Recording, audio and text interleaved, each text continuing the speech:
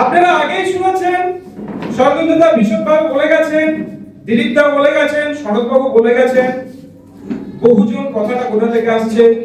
বহুজনের হিতায়, বহুজনের সুখায়, বুদ্ধের কথা। আমরা যে বুদ্ধের দিশারি, আর সমস্ত দিশাটাই দেখিয়েছেন আম্বেদকর। বহুজন বলতে কাদেরকে আমরা ইনক্লুড করছি?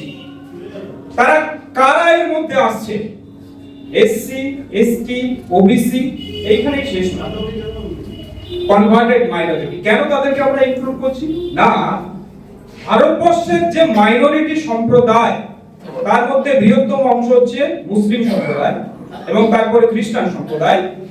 আজকে যদি তাদের আমরা সামাজিক অবস্থান নিয়ে চিন্তা করি বা দেখি, তাহলে কি দেখবো?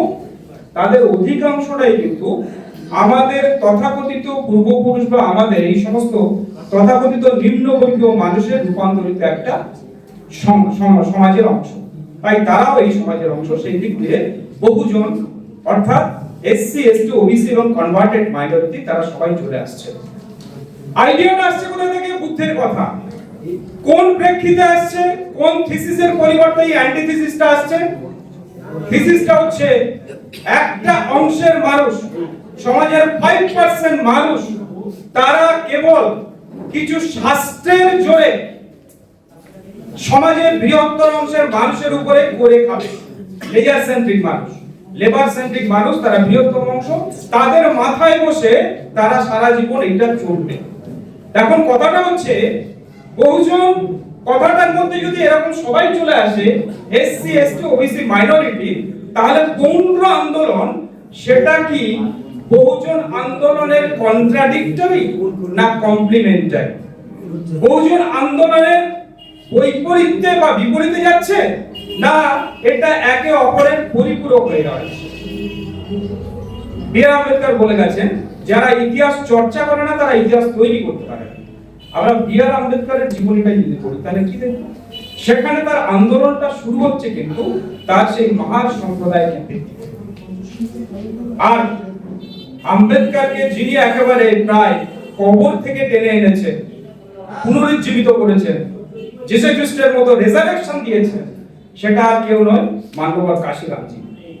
মানববর কাশিরামজি এবং বহেন মায়াবতীজি, তাদেরকে আমরা যদি দেখি, তারা কোথা থেকে আসছেন? চামার সম্প্রদায় থেকে। তারা তাদের ওই নির্দিষ্ট সম্প্রদায় থেকে আন্দোলনের ভিত্তি করে সার্বিক বহুজন আন্দোলনে কিন্তু এসে যাচ্ছে। আমি আমার প্রথম স্বাগত ভাষণে বলেছিলাম, আমরা যারা এক একটা জাতিসত্তার আন্দোলন করছি, এটা আর কিছু নয়, এটা এক একটা নদী। নদী তখনই শুকিয়ে যাবে যখন নদীর প্রবণতা থাকবে না সাগরের সঙ্গে মিশে যাওয়া, অর্থাৎ বহুজন আন্দোলন সেটা আর কিছু নয়, আম্বেদকর বাদ। আম্বেদকর আন্দোলনের সঙ্গে মিশে না যেতে পারবে ততদিন এই জাতিসত্তার আন্দোলন কেবলমাত্র জাতিসত্তার আন্দোলনে পরিণত হয়ে থাকবে, অর্থাৎ সে তার পূর্ণতা পাবে না। পূর্ণতা পাবে যখনই এই জাতিসত্তার আন্দোলনটাকে বহুজন আন্দোলনে মিশিয়ে দিতে পারবে। সেদিক দিয়ে পূর্ণ আন্দোলন কোনো ব্যতিক্রমী আন্দোলন নয়, এটা একেবারে এই বহুজন আন্দোলনের পথেই আছে। এবং সেটাকে আমি যদি দুটো ভাগে ভাগ করে থাকি বহুজন আন্দোলনটাকে, তাহলে একটা পার্টে কি হচ্ছে? সমাজের সর্বস্তরের মানুষকে নিয়ে চলার প্রবণতা, আর দ্বিতীয় পার্টে সংস্কৃতাইজেশন থেকে দলিতাইজেশন, অর্থাৎ সংস্কৃতায়ন থেকে দলিতায়নের দিকে যাও। সেইটা দেখা যায় যে পূর্ণ আন্দোলনটা সেই পথে আছে কিনা। প্রথম হচ্ছে কি, বহুজন আন্দোলনের যে মূল ধারা, সেটা হচ্ছে কি সবাইকে এগিয়ে যেতে, সবাইকে নিয়ে চলা। আমরা যদি পূর্ণ সমাজের আইকন রায়চরণ সরকারকে ধরি, একেবারে তার সেই শিক্ষা ব্যবস্থা থেকেই তার প্রবণতা হচ্ছে সমাজের সমস্ত মানুষের নিয়ে চলা। হ্যাঁ, ওই একই রকম ভাবে যেমন বাবা সাহেব যেমন মহার সম্প্রদায়কে ভিত্তি করেছিলেন, কাশিরামজি যেমন চামার সম্প্রদায়কে ভিত্তি করেছিলেন, রায়চরণ সরকার বলুন, বেনিমাধব হালদার বলুন, তারা কিন্তু এই পূর্ণ সমাজটাকে ভিত্তি করেছিলেন, কিন্তু আসলে তারা সবাইকে নিতে চেয়েছিলেন। রায়চরণ সরকার যখন ডাবল প্রমোশন পেয়েছেন, তার একজন মাস্টারমশাই কি চক্রবর্তী, আমি নামটা ভুলে যাচ্ছি, দিনটা নিশ্চয় মনে থাকবে, তো সেই তিনি তার বাড়িতে ডাকছেন, এবং তখন দেখা যাচ্ছে ছাত্রাবস্থাতেই রায়চরণ সরকারের সঙ্গে সবসময় একজন ছেলে, সবসময় তার সঙ্গে দেখেন, তিনি নাপিত সম্প্রদায়। তিনি যখন ত্রিপুরা জেলাতে ওখানে মাস্টার মশাই হয়ে গেছেন, তখন তিনি মুসলিম সম্প্রদায়ের মধ্যে এতটাই জনপ্রিয় এবং সমস্ত সম্প্রদায়ের সম্পর্কে জানার আগ্রহটা তার এতটাই যে মুসলমান সম্প্রদায় তার নাম দিয়েছেন তাদের প্রিয় দরবেশ মাস্টার, এইরকম ভাবে তাকে নাম দিয়েছে, অর্থাৎ সবাইকে নিয়ে চলার যে প্রবণতা। তিনি যে প্রাপ্ত ক্ষত্রিয় সমিতি গঠন করছেন, তিনি তার সম্পাদক হচ্ছেন, কিন্তু একটা বড় পোস্ট দিচ্ছেন কাকে? একজন ওরা কায়স্থ, নামটা হচ্ছে গোপাল চন্দ্র দত্ত সম্ভবত, তাকে দিচ্ছেন।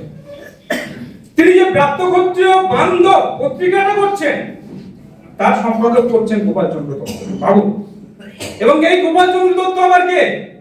তিনি নমসূত্র শহীদ সুহিত পত্রিকার একজন গ্রাহক এবং নমসূত্র সুহিত পত্রিকাতে তিনি নিয়মিত লেখা দেন। তাহলে ভাবুন, এক একটা সম্প্রদায়ের সঙ্গে এক একটা সম্প্রদায়ের মিলনটা কেমন হচ্ছে। কেউ নমসূত্র আন্দোলন করছে, কেউ কুম্ভ আন্দোলন করছে, কেউ রাজবংশী আন্দোলন করছে, কিন্তু প্রত্যেকের অবজেক্টিভটা হচ্ছে কি? ওই বৃহত্তর বহুজন স্রোতেতে নিজেকে মিশিয়ে দেওয়াটা, সেটাই হচ্ছে আলটিমেট প্রবণতা। তা সেই প্রবণতাটা আমাদের যারা আইকন, যাদেরকে আমরা একমাত্র পৌণ্ড কেন্দ্রিক আন্দোলনের সঙ্গে জড়িয়ে দিয়েছি, এটা একমাত্রিক করে দিয়েছি। যেমন আমরা বাবা সাহেবকে একমাত্রিক করে দিয়েছি কি? দলিতের ত্রাতা। দলিতের ত্রাতা সারা বিশ্বের দার্শনিকদের মধ্যে একজন প্রথম সারির দার্শনিক, সমস্ত ক্ষেত্রে যিনি তার আন্দোলনটা রেখেছেন। আমি বলছিলাম না লেজার সেন্ট্রিক আন্দোলন আর লেবার সেন্ট্রিক আন্দোলন, তো বাবা সাহেব প্রথম কি করেছিলেন? তিনি হচ্ছেন প্রথম মানুষ ভারতবর্ষের বুকে যিনি আইনসভাতে কৃষকদের জন্য একটা বিল এনেছিলেন, খোদ আন্দোলন, জমিদারদের বিরুদ্ধে একটা আন্দোলন তৈরি করেছিলেন এবং মুম্বাই অ্যাসেম্বলিতে প্রথম একটা বিল এনেছিলেন। এটা হচ্ছে হিস্ট্রি, ভারতবর্ষের ইতিহাসে। একই রকম ভাবে আমাদের সমাজের মানুষদের কথা যদি চিন্তা করি, পৌণ্ড সমাজের কেন্দ্রিক যারা আন্দোলন করেছেন, প্রত্যেকে ভিতটা ছিল কিন্তু কোথায়? ওই কৃষি ভিত্তিক সমাজে। সমাজে তারা গেছেন, পায়ে হেঁটেছেন, পায়ে হেঁটে হেঁটে শ্রম দিয়ে, ঘাম দিয়ে, নিজেদেরকে ভিজিয়ে মাটির সঙ্গে মিশে থেকে তারা প্রত্যেকে আন্দোলন করেছেন। এবং সেই ক্ষেত্রে তারা কি করেছেন? প্রত্যেক মানুষকে তারা কিন্তু সঙ্গে নিয়েছেন।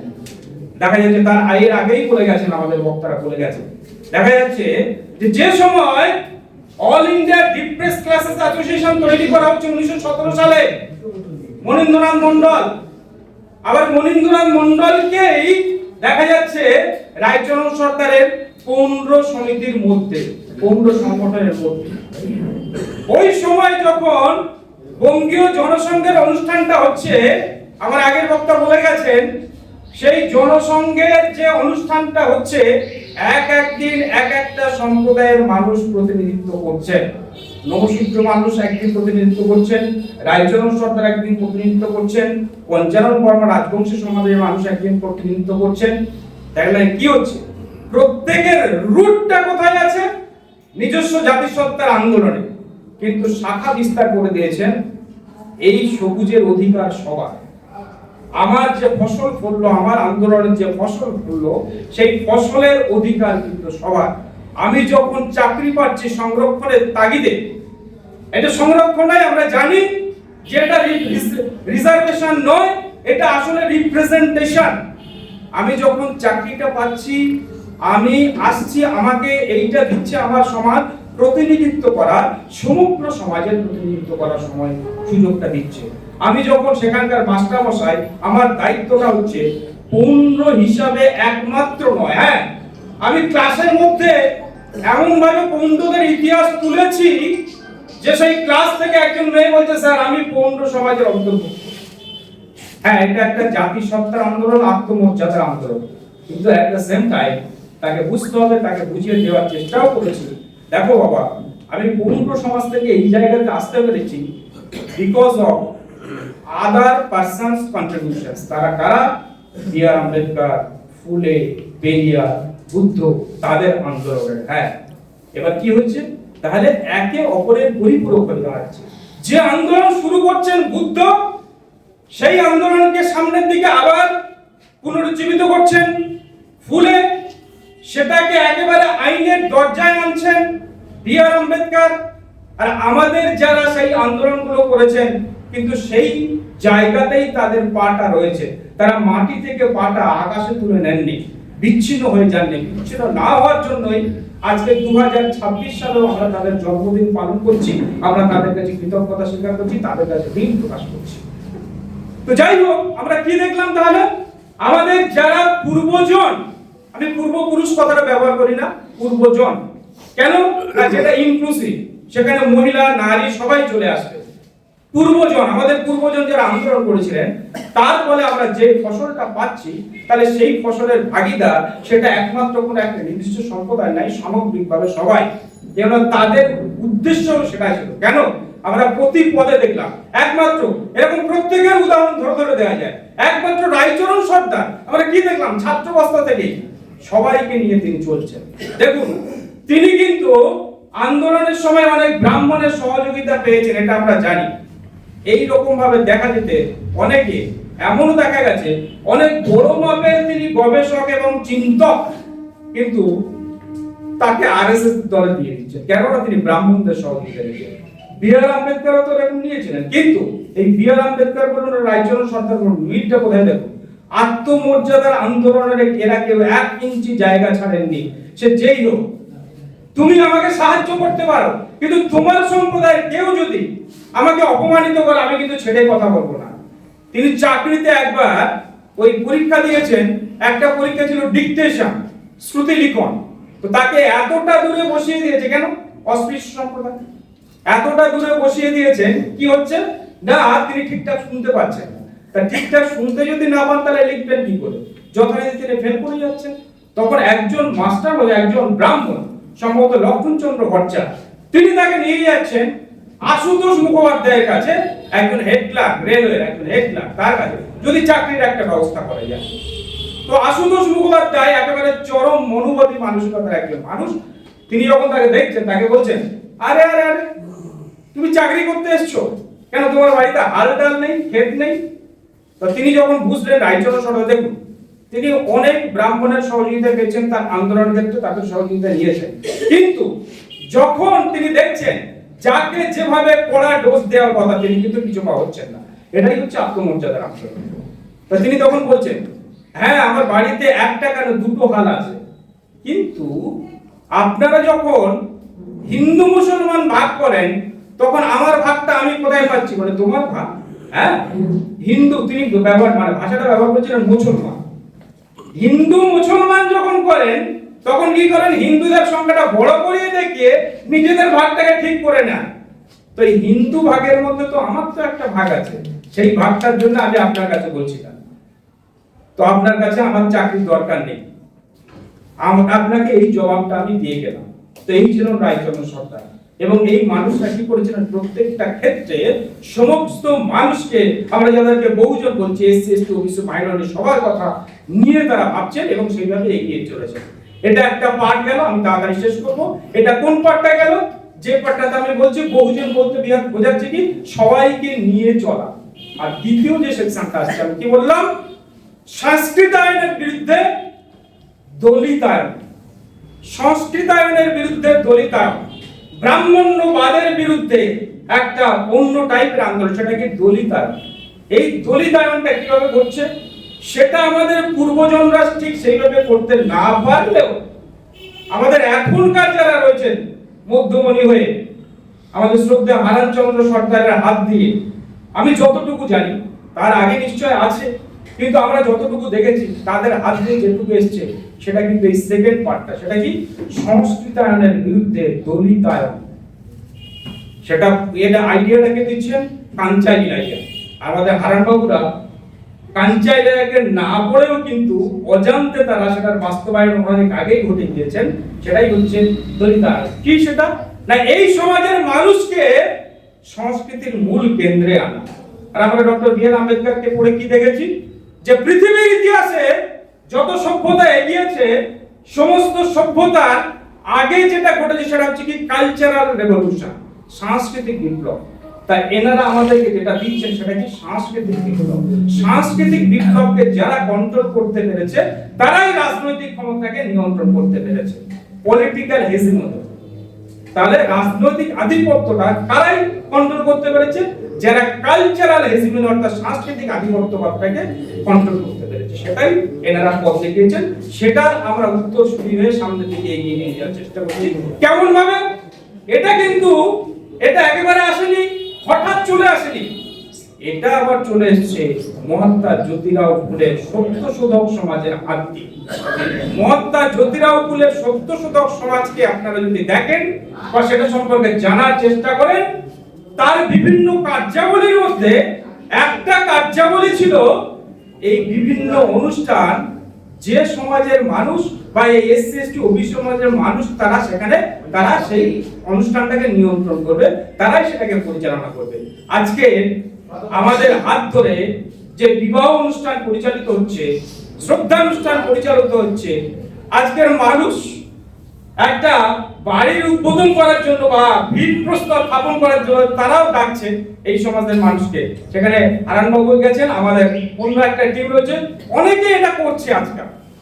তাহলে এটা কি হচ্ছে না, আজকে ওই জায়গাটা, ধর্মের জায়গাটা এমন, দিলীপদা বারবার যেটা আফসোস করছে যে আমরা সেভাবে একটা আইডেন্টিটি দিয়ে চলতে পারতাম, সেটা কি বৌদ্ধ আইডেন্টিটি।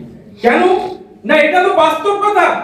আমাদের তো হাজারটা ভাগে বিভক্ত করে দিয়েছে এবং সেই প্রত্যেকটা বিভাগ নিয়ে আমরা চর্চা করতে বাধ্য হচ্ছি। কেন না, প্রথম আমার মানুষের মধ্যে অস্মিতা জাগানোর জন্য প্রথম যেটা দরকার, তার যে পূর্বজন তারা যে একটা গর্বের জায়গাতে অবস্থান করতো সেটা তাকে তো জানাতে হবে। আগে তার বুকটাকে তো 56 ইঞ্চি করতে হবে, 56 ইঞ্চি করে দিয়ে দেশটাকে 33 ইঞ্চি করে দেওয়া নয়, বুকটাকে গর্বিত করে দেওয়া তার জাতের গর্বে। কিন্তু ওইখানে যদি আটকে থাকে তাহলে জাতের নামে বজ্জাতি হয়ে যাবে। কেননা সহযোগিতা আগেই বলে গেছেন, আমাদের আলটিমেট অবজেক্টিভ যদি হয়ে থাকে অ্যানাইহিলেশন অফ কাস্ট, জাত ব্যবস্থার বিলুপ্তি, শুরুটা করবে এখান থেকে। কিন্তু আলটিমেটলি আমাদের মাথায় থাকবে দুটো আইডেন্টিটি, আমি বারবার বলে থাকি। হ্যাঁ, আমার তৃণমূল স্তরে রায়চরণ সর্দার, বেণীমাধব হালদার, সীমন্ত নস্কর, মহেন্দ্রনাথ করণ, অতিকুল নস্কর, এরকম নানা ব্যক্তিত্ব চলে আসবে। আমার তৃণমূল স্তরে হরিচাঁদ ঠাকুর, গুরুচাঁদ ঠাকুর এরকম ভাবে চলে আসতে পারে, যোগেন্দ্রনাথ মন্ডল। হ্যাঁ, যোগেন্দ্রনাথ মন্ডল অবশ্যই ন্যাশনাল আইকন, এটা অস্বীকার করার জায়গা নেই। আমার তৃণমূল স্তরে পঞ্চানন বর্মার নাম চলে আসবে। কিন্তু আমরা যখন বৃহত্তর জায়গাতে চলে যাব তখন দুটো আইকন আমাদের রাখতে হবে। একটা হচ্ছে আমাদের সামাজিক আইকন, আমাদের পলিটিক্যাল আইকন, আমাদের অস্তিত্বের আইকন ডক্টর বি আর আম্বেদকর। আর একটা যদি স্পিরিচুয়াল বা আধ্যাত্মিক আইকন বলে যদি কাউরা ভেবে থাকি, আধ্যাত্মিক আইকন বলতে আমি আপনাদের কথা একটা কথা বলি, আধ্যাত্মিক কথাটা এই নয় যে আপনাকে ঈশ্বরে বিশ্বাস করতে হবে। আমাদের সাহিত্যে বলে থাকে আমরা সারা জীবন লড়াই করে চলেছি, আমরা এক একটা মন নিয়ে জন্মাই, কিন্তু আমাদের মধ্যে খুব কম মানুষ আছে যে একটা আত্মা নিয়ে মরে। আমাদের সারা জীবনের উদ্দেশ্য হবে মনটাকে আত্মাতে রূপান্তরিত করা। মনটাকে আত্মাতে রূপান্তরিত কিভাবে করা যাবে? আজকে আমি আমার কথা চিন্তা করছি, এটা আমার মন। আমার সমাজের, আমার পরিবারের কথা চিন্তা করছি, এটা আমার মন।